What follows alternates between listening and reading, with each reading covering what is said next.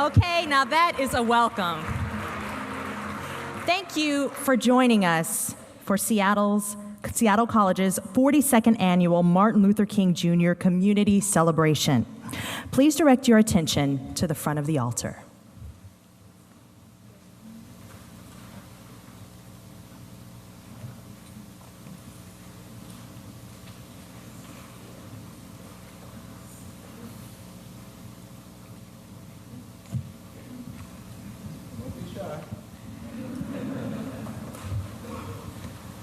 So, what's your name? Maddie. What's your poem you're about to read? Dream. It's called Dream. Let's hear it.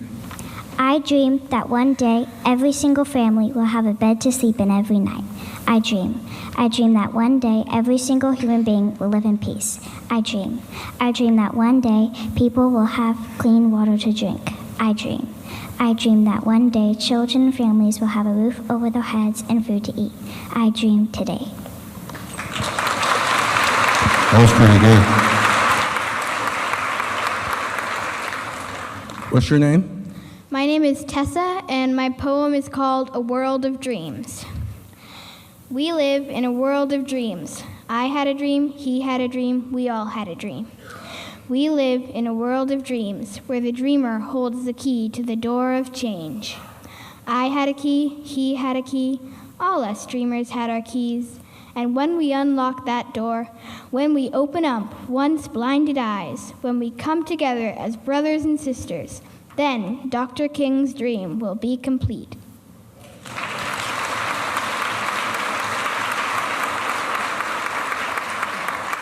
What's your name? My name's Imogene. And what's your poem? It's called Hope. Hope. We may be in a long, dark tunnel with no end. We may live in a nightmare that never seems to stop. But there is always a light at the end. There is always hope. You've got to believe. Esperanza. Podemos estar en un túnel largo y oscuro sin final. Podemos vivir en una pesadilla que nunca parece terminar, pero siempre hay una luz al final. Siempre hay esperanza. Tienes que creer.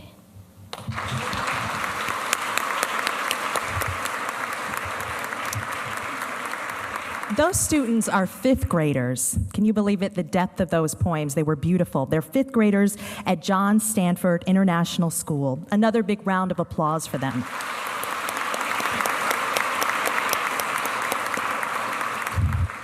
We also want to thank Roger Pegues for the musical prelude. I know many of you all heard him as you made your way into the chapel. Roger has been a musician since his student days at Cornish, and he was inspired by his career by Phyllis Birdwell, a longtime minister here at Mount Zion.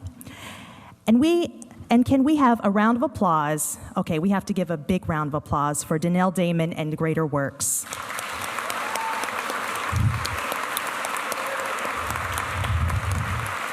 They are a local group winning regional awards and competing on the national stage, and we are so excited to have them perform for us today. And I don't think it's any surprise that they sang backup for Stevie Wonder for Seattle Colleges since last year. So that's some pretty great stuff. And I remember last year that I left here wanting to go to church. And so we expect to hear that today. We've already heard a little bit of that. Thank you all for being here. This is a great crowd and a tremendous testament that Seattle stands for Dr. King's life and legacy. I assure you that you are in for a great program. Now, Seattle Colleges have produced this celebration for our city for 4 decades, honoring a great man in his dream. The colleges, Seattle Central, North Seattle, South Seattle, and Seattle Vocational Institute, do their work with the belief that they will benefit when everyone has a lifetime of opportunity, and our individual success is made greater by the success of those around us. This philosophy is very much in line with Dr. King's vision of social justice and equality. One constant of those 4 decades has been Reverend Samuel Mckinney, who was pastor here at this church, as you know, and keynote speaker that first year at First Christian Church in Seattle. We'd like to thank Mount Zion Baptist Church for hosting this celebration for the last 32 years. Mount Zion has had a long history of being a community gathering place for important civic and cultural events, including a personal visit from Dr. Martin Luther King at the request of Reverend Mckinney during the height of the Civil Rights Movement.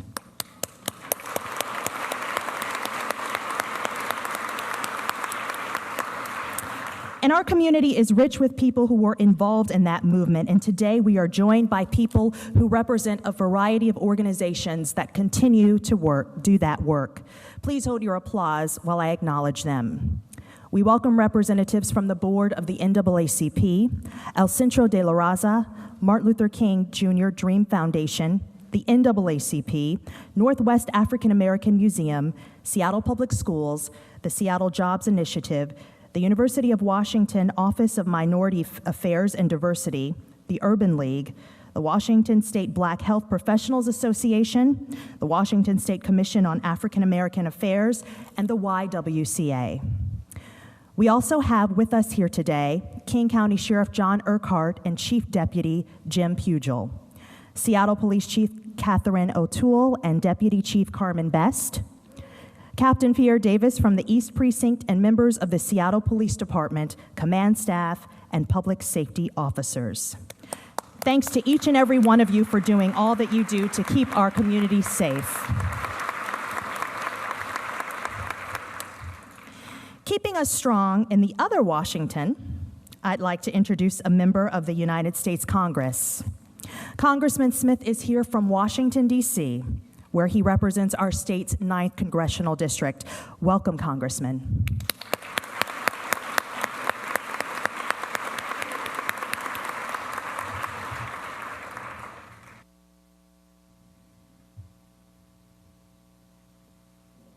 Thank you very much. As always, it's a great honor to be here with Reverend Mckinney and Reverend Williams in this great establishment for this terrific event. 40 years, that's a long time and a great tradition. Apologize, I'm moving a little bit more slowly than usual. I had hip surgery not long ago. I don't recommend it. Unless you can absolutely avoid it. I was asked this morning to explain sort of what my dreams are for my constituents, and I am blessed to represent an incredibly diverse district, going from southeast Seattle all the way down into South King County and SeaTac, where I grew up, crossed over into Bellevue and Mercer Island. It is, I think, the most diverse district in America in terms of the sheer number of ethnic groups and nationalities that are represented. And my dream for my district is very simple, and that is that every single person in that district has an opportunity for the life they want to live.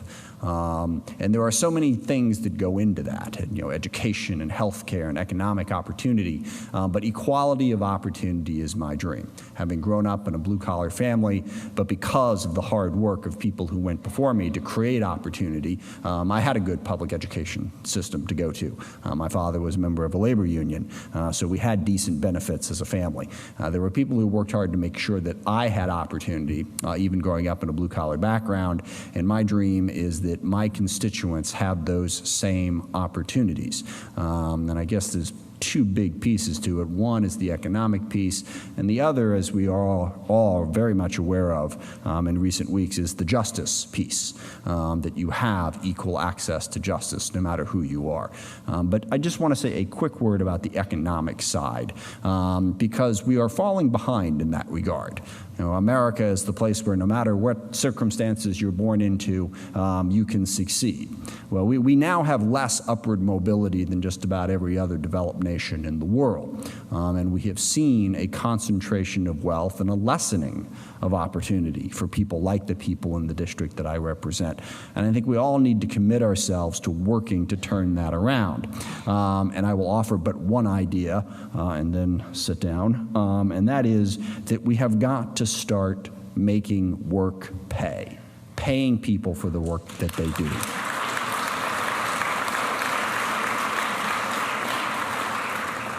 We have developed an economy in this country that values shareholders and customers and corporate executives, but does not value workers.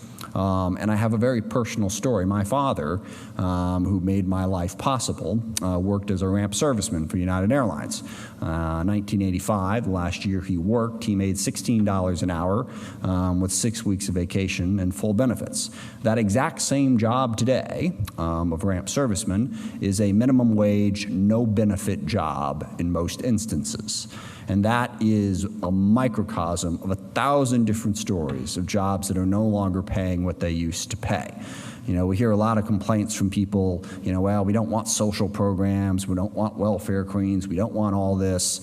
Well, first of all, I believe in a lot of those programs as a hand up that we all need. But second of all, if that's how you feel, then do this. Pay people for the work that they do. Pay them a decent wage. That will give them dignity and opportunity, and that is my dream for my district. And as with all dreams, I'm not just going to lay back and hope that it happens. I'm going to work very hard with all of you to help make sure it happens. And I just want to close by thanking Deborah Entenman, who works on my staff and does a fabulous job of working with all of you and working on those issues and many, many others. Thank you for the chance to say a few words.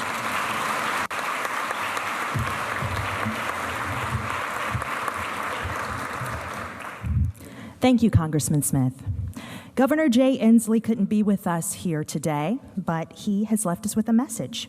I quote, "I am pleased to extend warm greetings to all of those attending the 42nd Annual Community Celebration of Martin Luther King Jr., hosted by Seattle Colleges. Today you celebrate an extraordinary life and legacy that continues to challenge and inspire our nation. Dr. King's words pierce the very hearts of his listeners and birth a new hope of equality, equity, and spirit of brotherhood that transcends the color of one's skin. Now, nearly 47 years after his death, his vision for a united America continues to call us to action, and the dream he so eloquently articulated on the steps of the Lincoln Memorial lives on, capturing the hearts and minds of a new generation of young people. Diversity is one of our state's greatest strengths, and I am thankful that Washington is home to individuals who are committed to social progress and change. I hope that as you honor Dr. King's memory today, you will be reminded of the powerful impact that citizens of vision and action can have on their community and even their nation and beyond. I can't think of a better way to honor Dr. King's memory than to carry on the values and the work that so defined his life.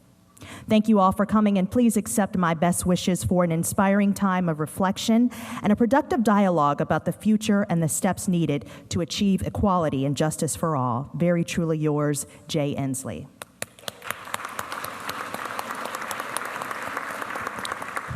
And now I have the pleasure of welcoming King County Executive Dow Constantine.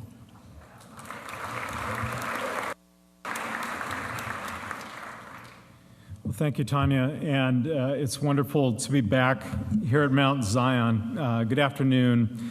Thank you for joining us as we honor the life, the work, and the legacy of Dr. King. Before I continued, I wanted also to acknowledge my colleague from King County, with whom I've had the pleasure to work for the last 14 or so years, a man who has been helping to lead the struggle as well as the government in various roles over the course of a half century, Councilmember Larry Gossett.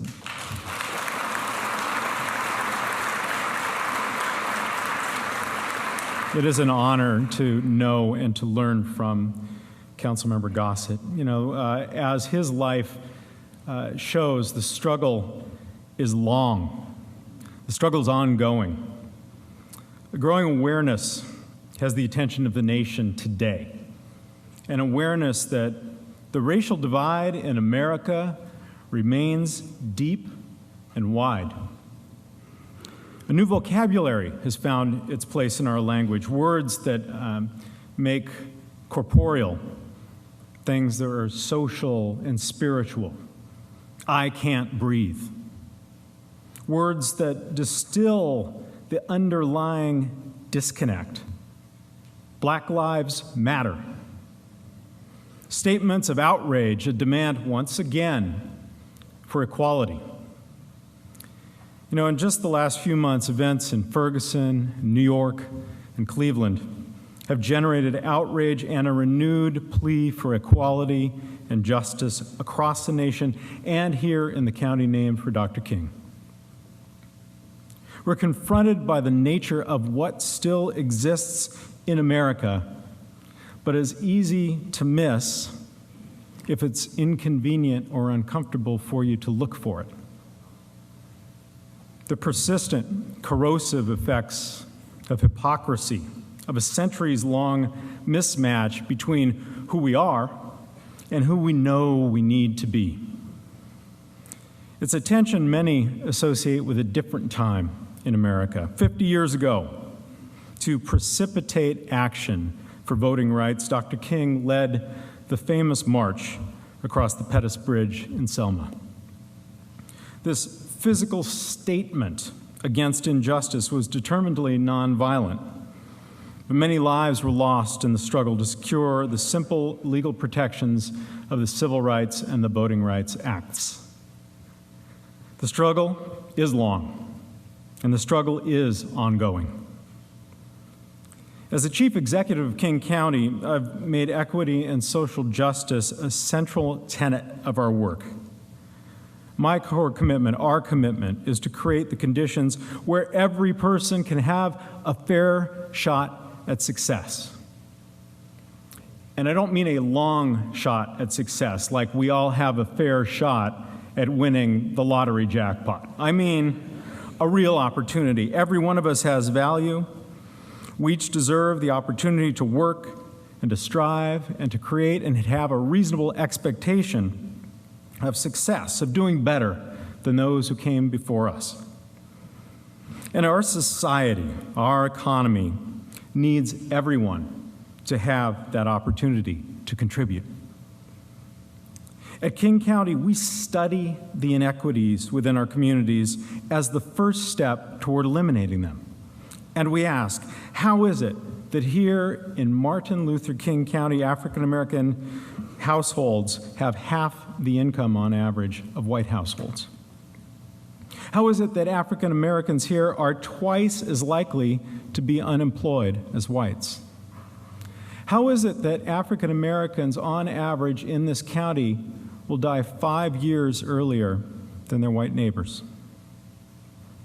In King County, we have enshrined our vision for an equitable government into law through adoption of a principle, a fair and just principle in our strategic plan. Simply put, all of us who work for this King County government have as a part of our daily job to consciously integrate the values of equity and social justice into every action we take in service of the people, every decision, every policy, every practice, whether one drives a bus or administers elections or protects the public health or enforces the law.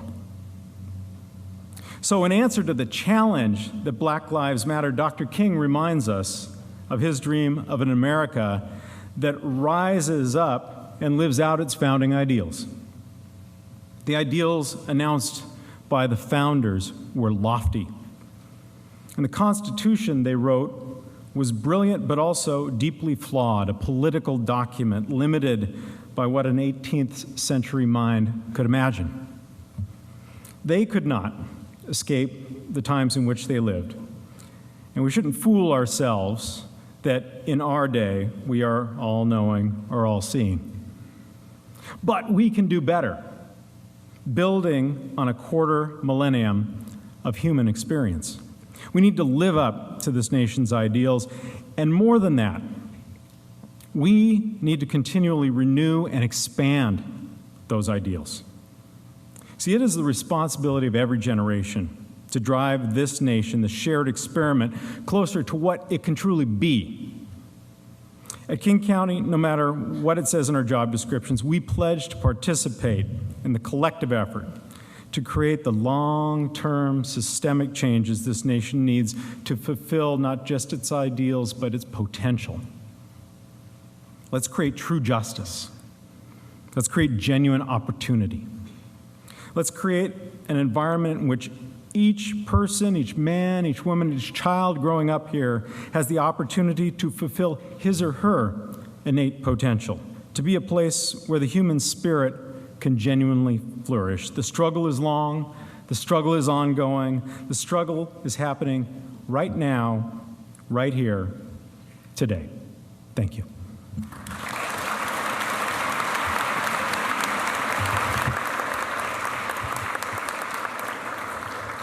Thank you, Executive Constantine. And here to represent our fair city, Please join me in giving a warm welcome to our Seattle Mayor, Ed Murray.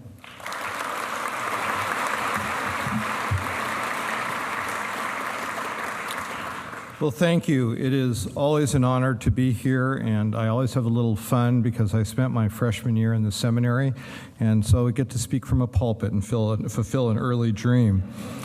I am joined by some incredible leaders who made a difference in this city last year, and that's the members of the Seattle City Council, Councilmember Bagshaw, Councilmember Burgess.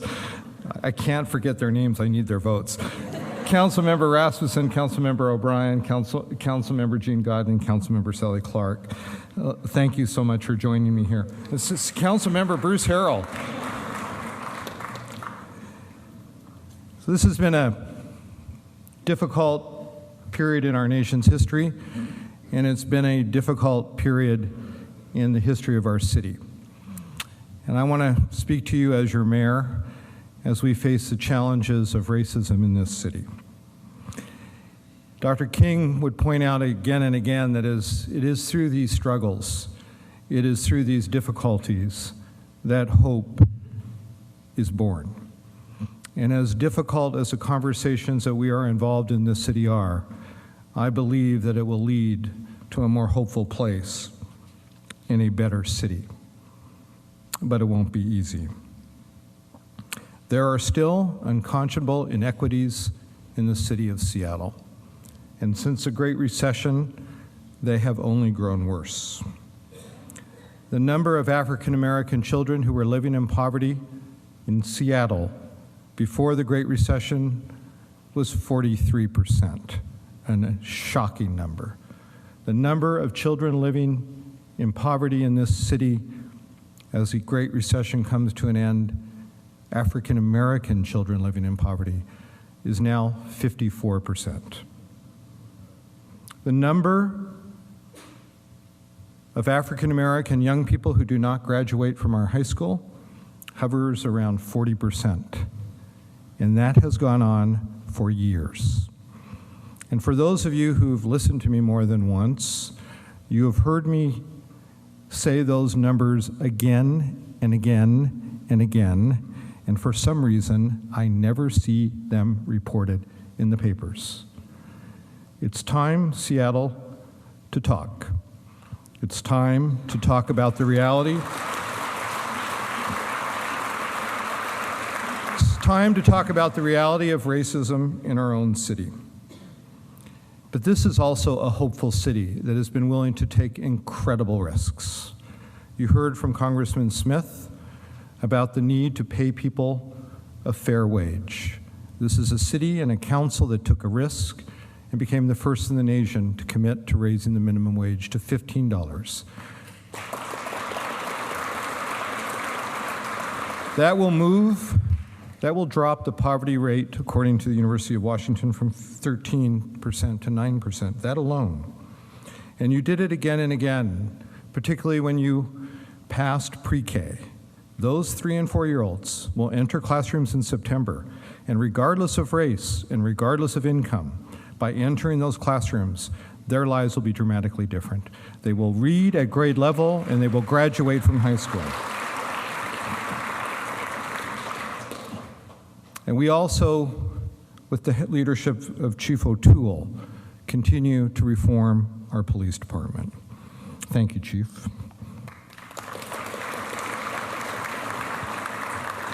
Dr. King said that love is the only force capable of transforming an enemy into a friend. When he struggled with those he disagreed with those that he wanted to change, it was about love. I recently reread his book, A Letter from the Birmingham Jail. I came across it in a box. It actually belonged to my parents. And I was reminded that he looked at others as his partners even when he opposed them, that his commitment was to nonviolence and to engaging those, even those who were discriminating against him. The events in Ferguson and New York and elsewhere have shown us how much we as a city and as a nation must do if we are truly going to be an equitable society. And when we talk about Black Lives Matter, it does, as the county executive point out, capture the discussion that we have to have when I say it's time to talk Seattle. But I think we also need to realize that when we have this conversation, it also includes the Seattle Police Department. Too often, this discussion around race has focused simply around the police. And more often than not, the police deal with the failed parts of this country, in this city. They are the ones who deal with the failed education system. They are the ones who deal with a failed prison system. They're the ones who deal with a failed mental health system. If we do not broaden this discussion about race to all of those other areas, then what we hope for to build in our criminal justice, in our justice system in general, will not come to pass. And if we stigmatize and make generalizations about any group of people, we know that you can't grow. We know that when we've been applied to people of color, we know that when it's been applied to gay and lesbians, we know that's when that happens when you apply it to women. It also happens when you apply it to the police. So again, Seattle, it's time to talk. As Scripture says, there's a time for everything, and there is a time to march. But now is also the time to talk. And that includes talking with our police officers who do want to do the best for this city. So please join me in that discussion so that we can have the model police force in the nation when it comes to the issue of race. I want to end by repeating the remarks I made the night of the Ferguson decision. I said that night that I cannot pretend to know the everyday experiences of young African American men, who, according to some studies, are more likely to go to prison than to college. And I cannot pretend to know the everyday experiences of young African American who account for almost half of this country's murder victims. And as I have said in the past, the unacceptable truth is that we, as a society, are failing our young African American men. This year, I have visited mother after mother whose son has been murdered by guns in the street, and all of those young men have been African American. But who are they? They are our brothers, our cousins, our uncles, our fathers, our future fathers, and our friends. We have much in common through our shared human experience and through our experience as Americans. And while I cannot pretend to know the individual experiences of young African Americans, I know that we in this city must be united in how we address their experiences. While we may not have the answers, we in this city are listening to you, our young African Americans. This is your city, and your city hears you. Your city cares about you, your city values you, and as I said that night, your city loves you. Your city will move forward with you, together, towards greater peace and greater justice. We can do better. We must do better, and for these young people, we will do better. Thank you so much.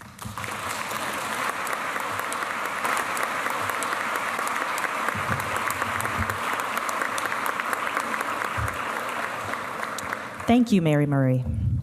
You've already done the job for me, but I would like to acknowledge again our other elected officials.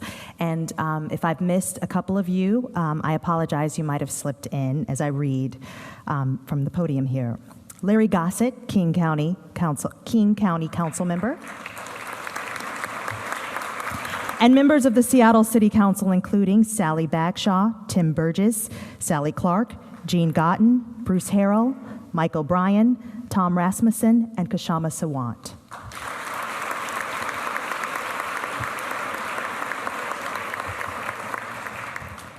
It is my honor to introduce to you Reverend Aaron Williams, Senior Pastor at Mount Zion Baptist Church. As I mentioned earlier, Mount Zion has hosted this program for 32 years. Reverend, I know I speak for everyone here in thanking you for such a warm welcome and your commitment to this program and the celebration presented by Seattle Colleges.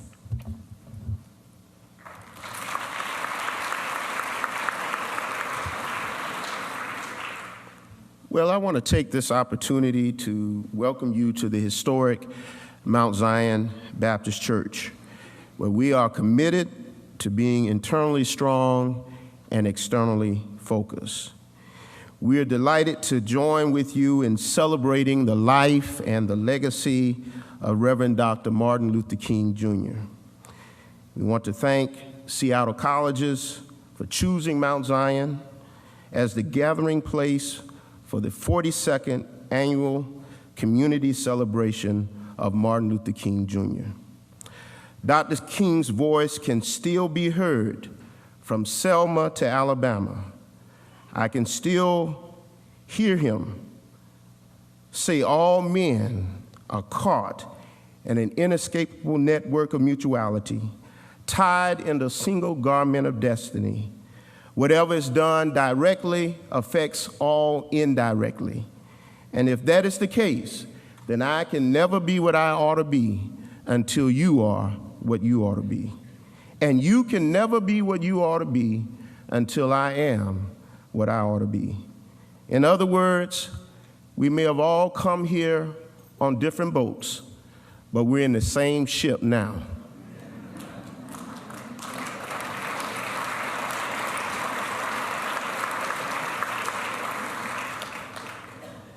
So I want to take this opportunity to welcome you here once again as we strive to make Dr. King's dream a reality. And if by chance you don't have a place to worship on Sunday morning, we have service at 7:30 and 10:45. And I promise to get you out before the game starts. Go Hawks!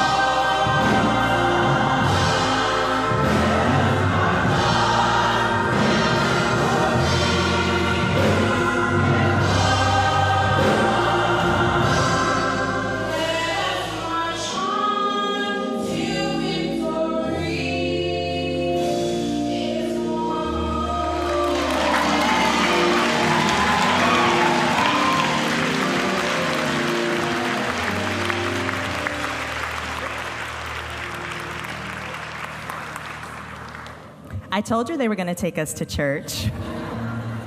You know, I remember learning that song when I was small, maybe kindergarten, first grade.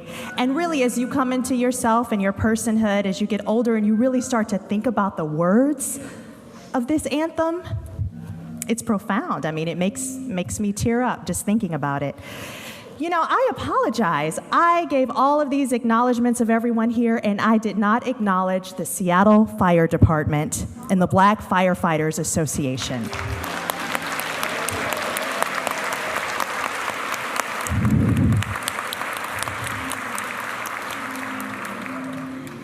Seattle Central Community College opened its doors in 1966, 1 year after the Voting Rights Act was signed into law by President Lyndon B. Johnson, and the same year that Dr. King led the 220-mile March Against Fear in Memphis, Tennessee, to Jackson, Mississippi. For many people, some here now, that march seems like it happened just yesterday. The State Community College Act was passed in 1967, and by 1970, Central was joined by North Seattle and South Seattle community colleges, and all three opened its doors to students as a district. 20 years later, Seattle Vocational Institute opened. Over the years, nearly 2 million people have been educated and trained at the colleges. This is where people go to change their lives. In keeping with Dr. King's dream, the Seattle colleges led in setting policies of inclusiveness and championing opportunities for women and underrepresented communities. Half of the students and 36% of college leadership and workforce are ethnically diverse at the university. The students represent more than 80 first languages. For its commitment to diversity, the Seattle colleges received the 2014 Charles Kennedy Equity Award from the Association of Community Colleges Trustees. It is my pleasure to introduce the Chancellor of Seattle Colleges, Jill Wakefield.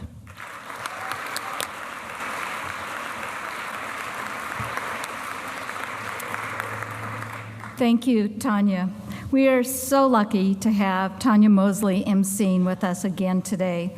Not only is she a remarkable broadcast journalist with a wide range of credits, you've seen her on King 5, she's a regular contributor to Al Jazeera America TV, Cairo Radio, KUOW, Huffington Post, and Seattle Refined.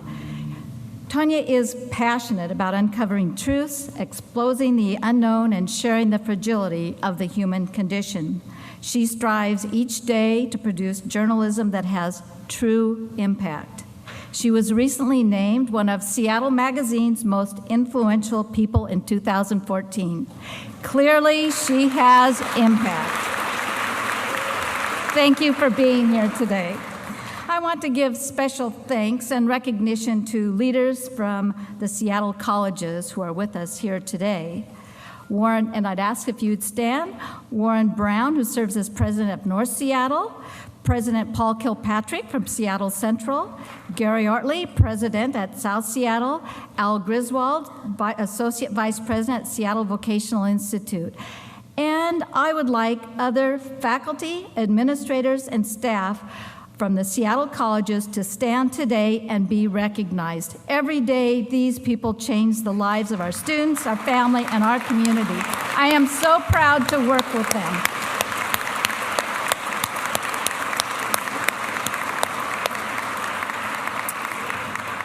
I also want to acknowledge Charles Mitchell, my predecessor as chancellor, and for many years before that, president of Seattle Central Community College. Dr. Mitchell, I represent tens of thousands of students and faculty and staff who say to you, thank you for believing in us.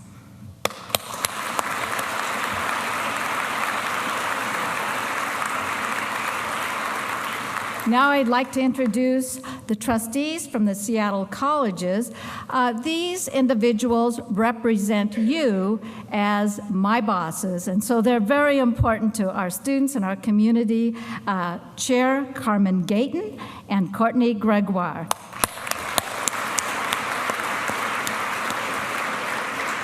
I am very fortunate, as are you. Well, each year I look forward to this event, and I've been here the 32 years. There is nothing like being in an institution with such a long history in the civil rights movement, surrounded by people of all backgrounds and beliefs with a common goal of social justice and equity. Look around you. We're all here because we believe in Dr. King's dream and his message of tolerance and inclusion. Many of you have attended this celebration for years with me, for decades, which tells me you are committed to his dream and to changing our community for the better for every person. It's a dream that is too important to let go. Well, several community leaders volunteered to share on our website and on social media why this event is important and why they've been in the audience for up to 30 years. So I'd like to provide a special thank you to Seattle Times publisher Frank Blethen, King County Councilman Larry Gossett, Sheila Edwards-Lang, Chief Diversity Officer at the University of Washington, Seattle College's Trustee Emeritus Tom Malone, Mayor Ed Murray, and former Mayor Norm Rice for their contributions. You can see these on our website. Thank you. We have another reason to celebrate, I think, this year. You may have heard last week that President Obama proposed a program that makes 2 years of community college free.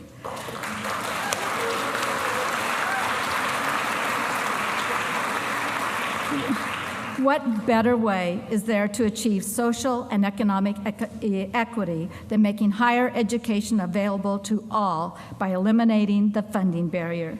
By 2018, 3 years from now, 2/3 of all jobs will require some college. This vision really allows everyone who lives here to access a better life for themselves and their family. Now, I don't know if Congressman Smith is still here, but I say we don't need to wait for Congress to act on this. We're already developing programs to provide free tuition to Seattle Public Schools graduates, accompanied by those important support services that lead them to completion. This past Monday, we met with Seattle Public Schools Superintendent Larry Nyland, who I'm so happy is here today, and his leadership team to discuss how do we expand this opportunity to all Seattle Public Schools graduates. He's our partner. If you would stand, Dr. Nyland, to be recognized. We've got a great start. At South Seattle College, the 13th year Promise Scholarship provides all graduating seniors at Cleveland, Chief Sealth International, Rainier Beach, and soon-to-be West Seattle High School with 1 year of free tuition. Since 2008, nearly 500 students from these high schools have enrolled in this program at South, and they're on their way to accessing great education and great jobs in this city. At Seattle Central, the Seattle Central Promise makes sure students don't have to drop out because financial reasons. And the Finish Line Project at North Seattle focuses on helping every student reach the finish line. For us, that's graduation, because when you know when students graduate, their lives will change. To see the impact of free community colleges, I look up to the young people who have joined us today. This proposal means that every single one of you will be going to college, and we think the first 2 years can be free. This could change your world.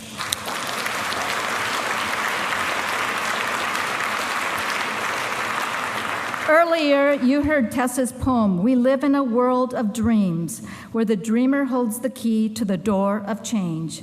It reminds me of my favorite story written by a monk in 1100 AD. When I was a young man, I wanted to change the world. I found it was difficult to change the world, so I tried to change my nation. When I found I couldn't change the nation, I began to focus on my town. I couldn't change the town, so I tried to change my family. Now, as an old man, I realize the only thing I can change is myself. And suddenly, I realized that if long ago I had changed myself, I could have made an impact on my family. My family and I could have made an impact on our town. Their impact could have changed the nation, and I could indeed have changed the world. By funding education, we can change the world and fully live Dr. King's dream. We often hear of proposals that sound too good to be true, or that they never can gain traction. This one's important. This one can happen in Seattle. This one is too important to let go. Thank you.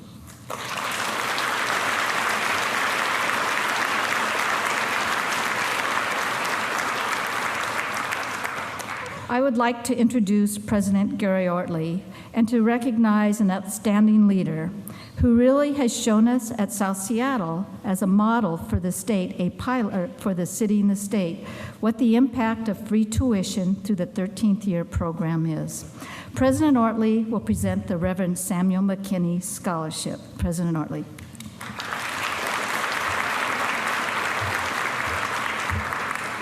Thank you, Chancellor Wakefield. You know, the students of South Seattle College are the most diverse, first generation, and lowest income of any college in the state of Washington. And because of this, the awarding of scholarships is very special. Scholarships play an important role in our students' educational journey. They provide needed financial assistance, but as well recognition of our students' success. One scholarship that is particularly significant is the Reverend Samuel Mckinney Scholarship, which was established to recognize the many contributions of Reverend Mckinney, a civic leader and longtime pastor here at Mount Zion. The Reverend Samuel Mckinney Scholarship is awarded each year at this event. This year, I'm proud to add Michaela Ross to the distinguished list of scholarship recipients. Michaela is currently enrolled in the Pastry and Baking Arts program at South Seattle College. She first became interested in baking while taking high school classes at the Puget Sound Skill Center, and she graduated from high school with a 3.6 GPA.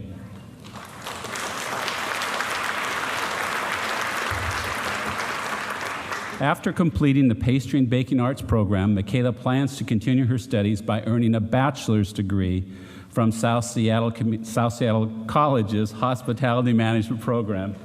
She then plans to use her management and baking skills to open up her own bakery. One of Michaela's instructors, Kim Smith, says that Michaela approaches her studies, her craft, and her future with maturity and confidence. She also notes Michaela has an impeccable attendance record. Please join me in congratulating Michaela Ross as this year's recipient of the Reverend Samuel Mckinney Scholarship.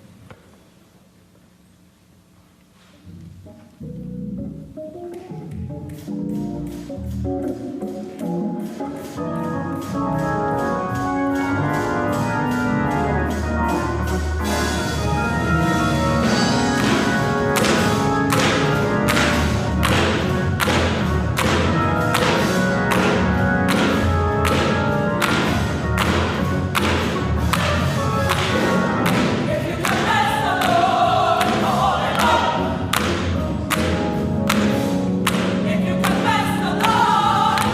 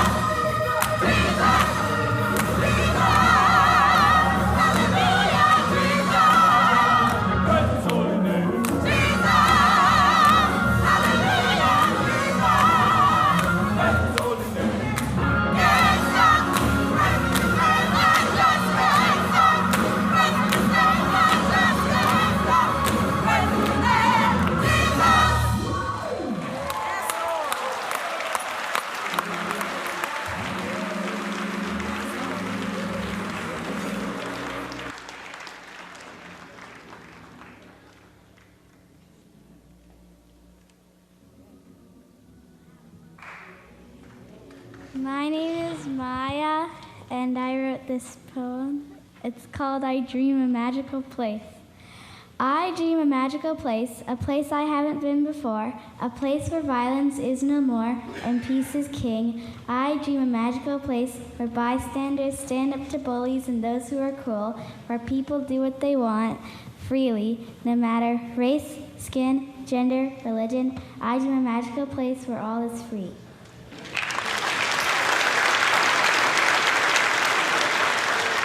My name's Maggie, and I wrote this poem. It's called I Dream.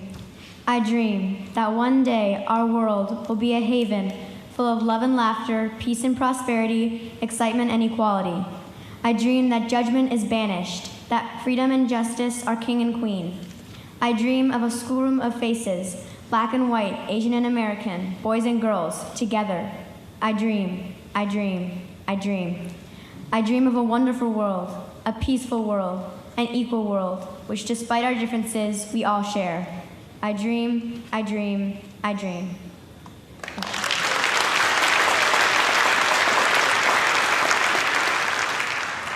My name is Jackson, and I wrote a poem called Dream.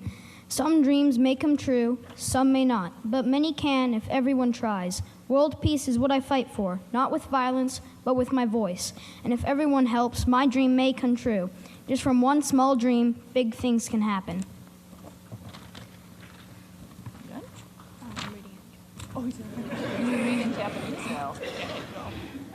Yume. Yume wa kanau mono mo arimasu. Kanawaenai mono mo arimasu. Demo takusan no yume wa kanaimasu. Moshi minna ga ganbareba, sekai no heiwa no tame ni tatakaimasu. 暴力は使えません。僕の声を使います。もしみんながお手伝いすれば、僕の夢は叶います。一個の小さい夢からたくさんの大きいことが起こります。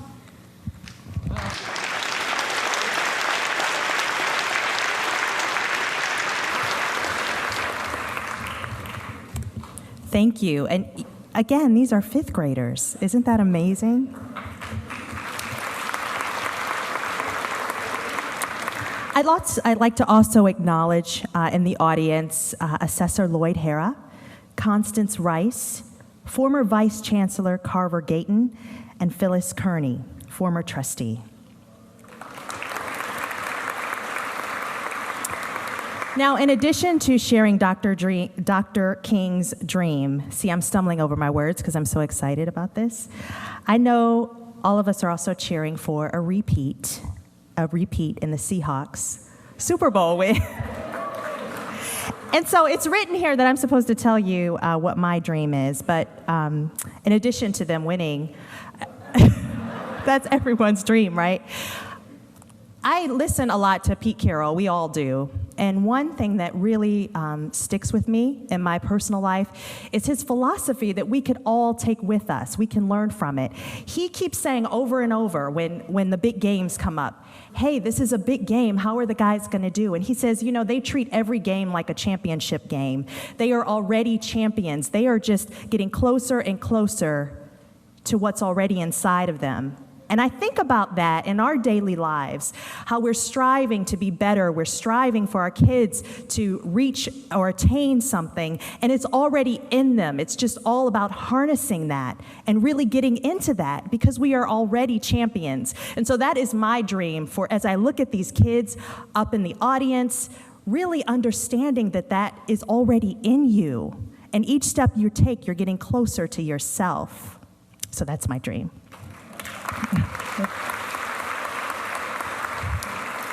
I'd now like to introduce someone very special, our keynote speaker. Barbara Earl Thomas is a visual artist and a writer with a long-standing record as an arts administrator. She has overseen programs for Seattle's Department of Arts and Cultural Affairs and Bumbershoot. Currently, she is the Major Gifts Officer for the Northwest African American Museum, where she has served since 2008. Barbara has exhibited artwork at Seattle Art Museum, Bellevue Art Museum, Whatcom County Museum, and museums throughout the United States. Her work is included in a number of prestigious private and public collections, such as the Safeco Corporate Collection, Microsoft Corporate Collection, City of Seattle 1% for the Arts, and the Seattle Art Museum Permanent Collection. She received the 2013 Mayor's Art Award for Cultural Ambassador and has twice received the Seattle Arts Commission's Award for New Nonfiction. Her essays have been anthologized and included in artist catalogs. Faith and the Ultimatum, published by Seattle Journal for Social Justice, is an inspiring story of Barbara's journey to higher education as an opportunity gap filler. Barbara writes, "When my fate and the federal government's ultimatum collided that spring in the day of 1968, giving me the opportunity to attend the university, I knew in quick order that I'd hit the jackpot. I never once in the whole 8 years looked back or was unaware of my good fortune. It was nothing less than a miracle. Had I gone and successfully completed my degrees, that might have been enough. But it was that night in the dorm when I learned how to learn. That was a great value. It was there, in that fertile soil, when I finally understood that my abilities were limited only by my interest and how hard I was willing to work." Barbara has had a busy week already, with reading for the Port of Seattle Wednesday night, speaking at Pechakucha, Seattle, here at Mount Zion last night, and back here with us this morning. And she's really funny, too. I was with her in a back room, and she had me cracking up. Please join me in giving a warm welcome to Barbara Earl Thomas.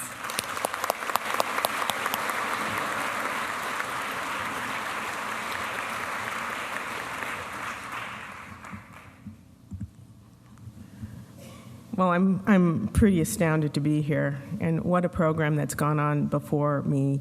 And I'm honored. I mean, I'm incredibly honored because I am here with just so many friends. I see Carver and Dr. Mitchell and just so many of my friends. So if I do anything weird, it's their fault. I'm humbled and amazed to be here today to speak in the honor and on the occasion. We all pause to consider what this day means to us and our nation. I must first thank Jill Wakefield, Chancellor of Seattle Colleges, for the invitation, Ernest Phillips, Seattle College's Executive Director of Marketing and Communication, and his great staff for all their support, and Senior Pastor Aaron Williams, who I'm getting to know and just enjoying so much. So if you want to take him up on that offer, I tell you, you won't regret it. And finally, I want to thank him also for being wise enough to continue this tradition here at the church. The images that you see on the screen are from photographer Zorn Taylor. He's a young photographer who I've met, and I just thought, you know what? I really want to have him be included. And the faces you see, if you think about wanting to get your face taken, you know, he's your guy. I'm additionally honored to be at the podium at Mount Zion Baptist Church, led so long by our very own Samuel B. Mckinney, who in 1961 arranged and hosted the one and only visit that Dr. King would ever make to Seattle.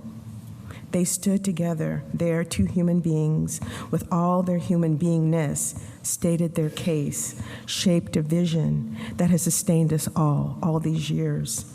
Just imagine the humanness of their being, mere mortals like you and me, facing that Mount Olympus-sized dream and task. In 1963, Martin Luther King Jr. expressed a dream so eloquently that we are often left speechless when he told us that this sweltering summer of the Negro's legitimate discontent will not pass until there is an invigorating autumn of freedom and equality. 1963 is not the end, but the beginning. And that is where I have to start every day. We stand, each one of us, as a link in the line from that place that Dr. King called the beginning. On that day, we were given a vision, a hope, a star to reach, not knowing in that moment in 1963 all that would befall us as a people and a nation. Even as we mourned the assassination of Medgar Evers, we could not foresee the assassinations of John F. Kennedy, nor take in the possibility that Dr. King himself would be mowed down, his death killing hope in its wake. We could not imagine the depths of Vietnam and all the wars that would bring us to September 11th, 2001, when the world as we knew it would stop and be stunned, realizing that it had come to this. If we didn't know it then, we know now. We are all in this spaceship together. At that moment, Dr. King delivered those now immortal words, "I may not get there with you." He faced thousands of hopeful people who helped to make that particular moment possible. I do not diminish Dr. King when I say we could not have gotten here without all of those who took up the seemingly small but crucial tasks. Today, we must remember the John Lewises, the Frederick Reeses, the Ralph Abernathys, the Ella Bakers, the Bayard Ruskins, who worked tirelessly off the podium, often to the side, out of the spotlight. I pay homage to all of those who got on the buses, on the trains, in their cars, walked to mark that moment. But I also want to remember the mothers and the fathers who were unable to attend, but kept the home fires burning, attended their children, kept the school doors open, worked their jobs, guarded the voting booths, and gave a hand to any who were less strong than they. When I think of the small steps, I have to start with my very own existence by way of my grandparents, Doc and Ethel Lee. Do they name kids Ethel Lee anymore? And people like them who came here in the early 1940s, who would eventually send for their relatives, and in my case, my mother and her sister, my mother, Lula Mae. I don't think they name people Lula Mae anymore either. That may come back. They, like the grandparents and parents of so many, migrated here from Louisiana, Texas, Arkansas, and all parts south to start anew. They came looking to work hard and to find that American dream. Can I just underscore work hard? I never figured out how we got to be referred to as lazy when I saw everyone around me work so hard.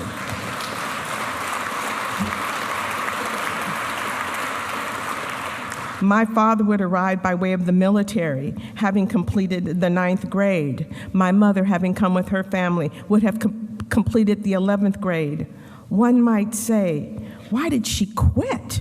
She was so close, only 1 year away from graduation. But that was the subtle custom, that brutal dream killer. If you were black in that place where she was from, the 11th grade was as high as you were allowed to go. She was stopped, sure enough, but she did not quit.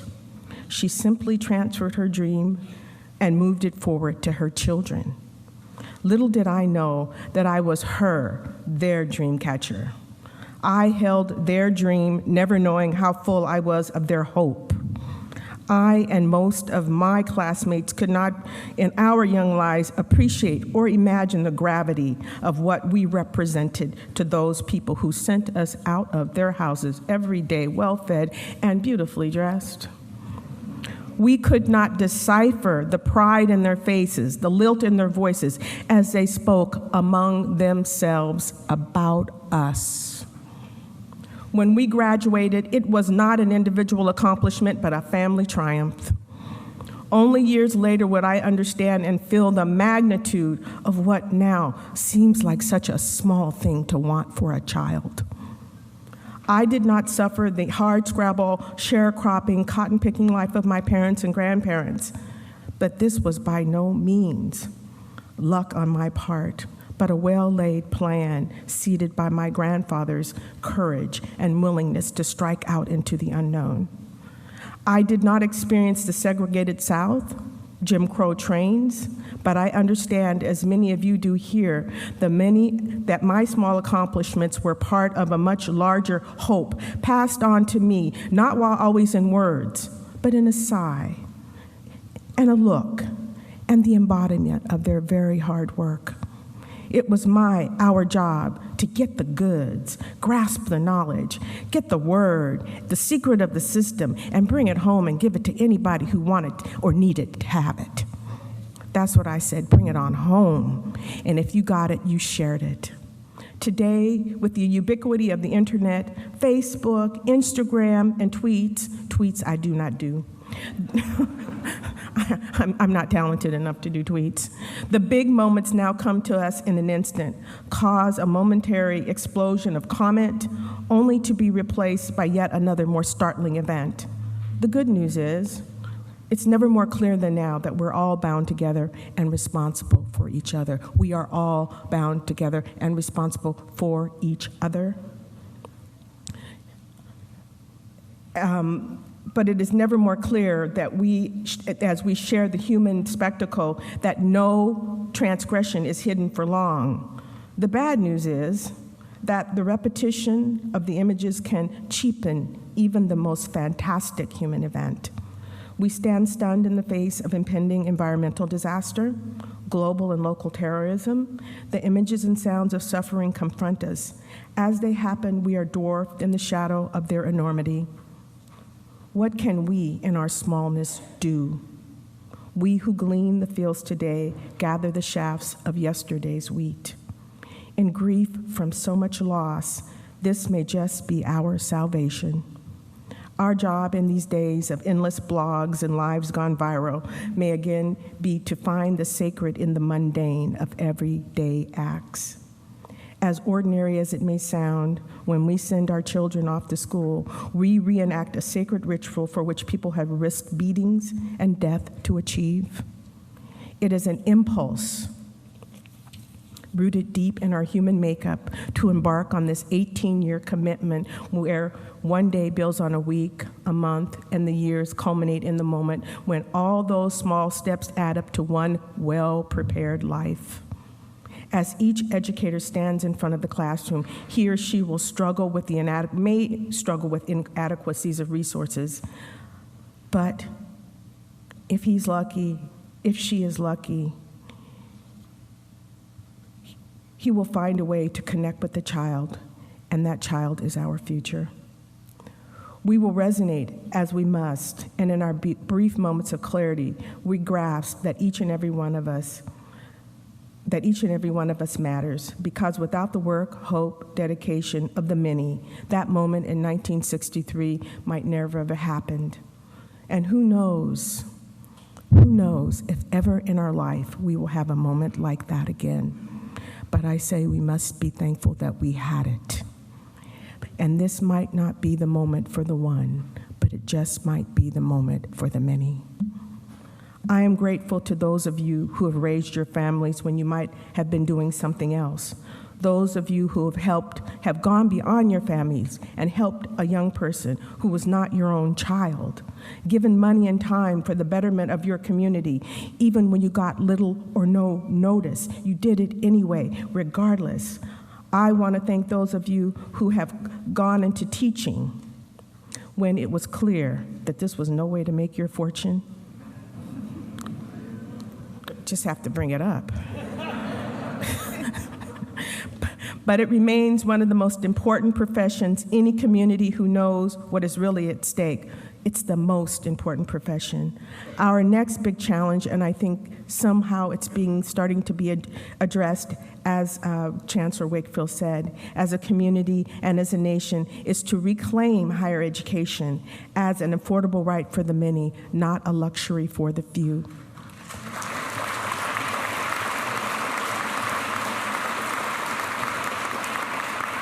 We have to take back from those lending institutions who would bankrupt our families and mortgage our children's future. My first venture into college was what was then called the Seattle Community College, as an evening student where I took my very first English class. My mother and her best friend, Viola, who was also my hairdresser, that's what multitasking was in the old days. Your mom's best friend was your hairdresser. Dropped me off at the Summit Annex at 6 p.m. and promised to pick me up at 9. I don't know what those two young ladies did when they left. I know they didn't wait for me 3 hours. But I never doubted that they would be there when I stepped out, and they were. I never asked them what they did. I should have. Today, I ask you to remember the aspirations, the small steps needed to arrive. It's not okay that because we can't stand at the monument on Washington Square and address hundreds of thousands, that we say that our small contribution does not matter. Who are we to say that our one vote means nothing? Who are we to overlook the loss of even one child to violence or despair? In these days when we are overwhelmed by the wave of Michael Browns and Trayvon Martins, or the child who kills himself or another, none of it's okay. I say that every small thing matters. Doesn't matter. And actually, I don't care if it's a black kid or a white kid. We have a problem with our children. And I haven't run into too many kids that I don't think are at risk. In this light, I think of Dr. King's speech as a love letter sent to the future that he would not see. And it's a message not just for black people, but for all of humanity. And black people are generous. If not anything else that you can think of, we are a generous people. In 2015, the gravity of poverty still exists.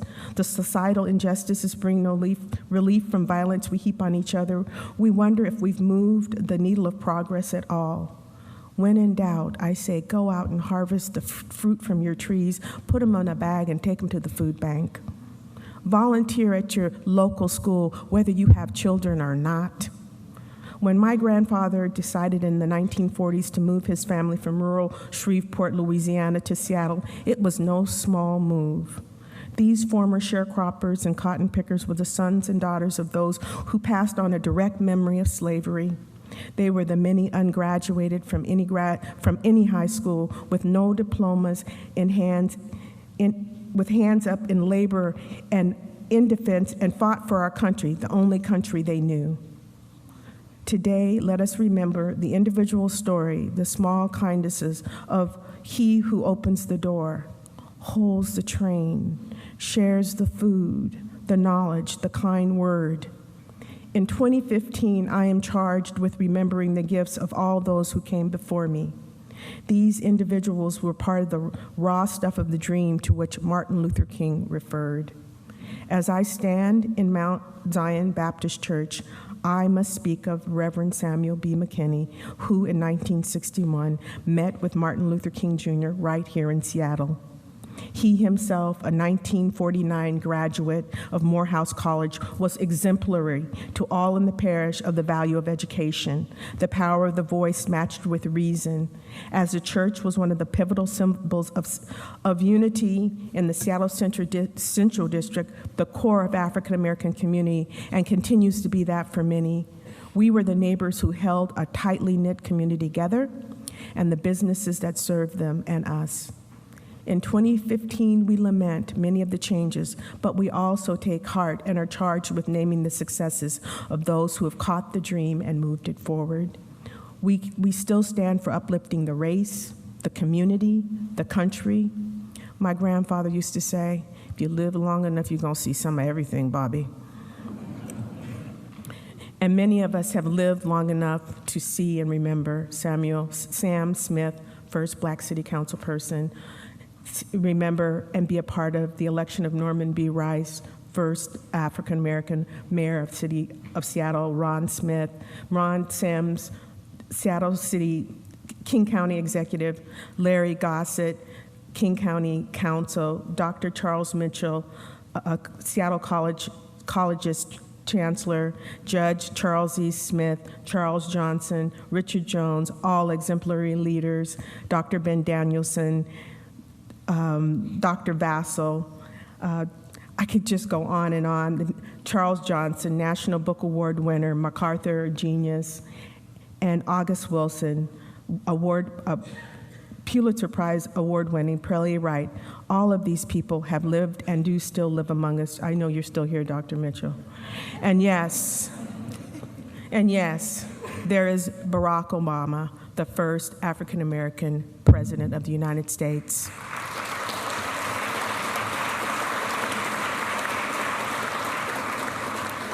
And this I say, there are children right here in this room who the only president they know, have ever known at this moment is Barack Obama. So you think about that, maybe they think all the rest of them are black. I pray, never let me be so overwhelmed or habituated to the grand gesture that miracles like these no longer impress me. I say we are here today to engage in mindfulness that recognizes that these are still events for which we can and should be grateful every day. There is a place for and a merit in being the second, third, or even fourth mayor, city council person, community leader, National Book Award winner, scientist, doctor, pastor.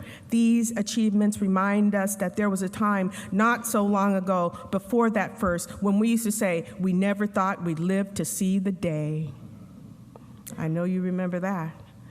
Our job now is not just to pass on the dream, but to take it out, brush off the tarnish of any of our own personal disappointments, and pass it on as we ourselves received it in all its fresh wonderment.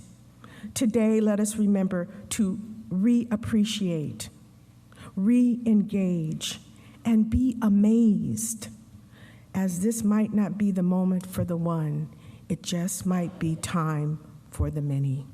It's all about you. Thank you.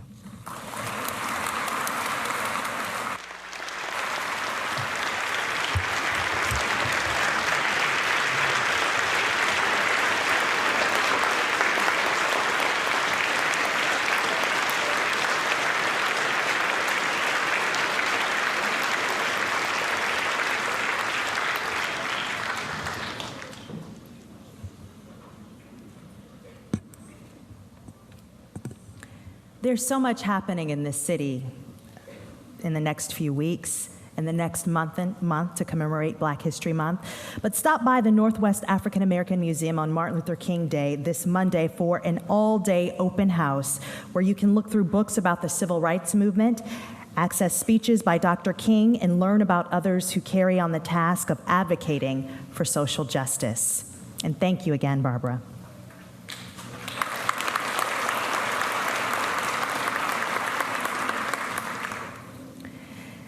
Now, Seattle College's cable television, SCC-TV, will be broadcasting today's event every Sunday through the month of February and this Monday on Dr. Martin Luther King Jr. Day. The program will be broadcast at 7 p.m. each of those days and can be seen on Comcast Cable 28 and Wave Broadband Channel 19.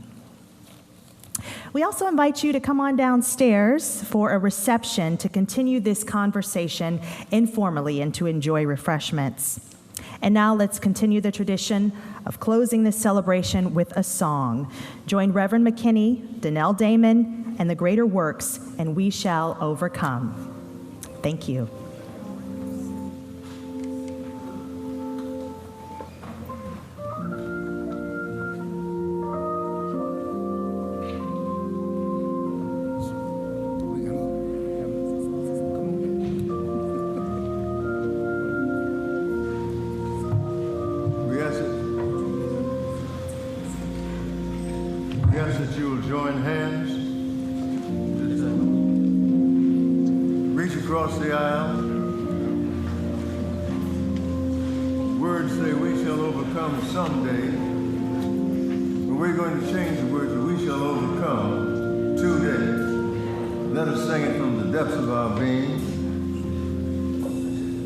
We shall overcome.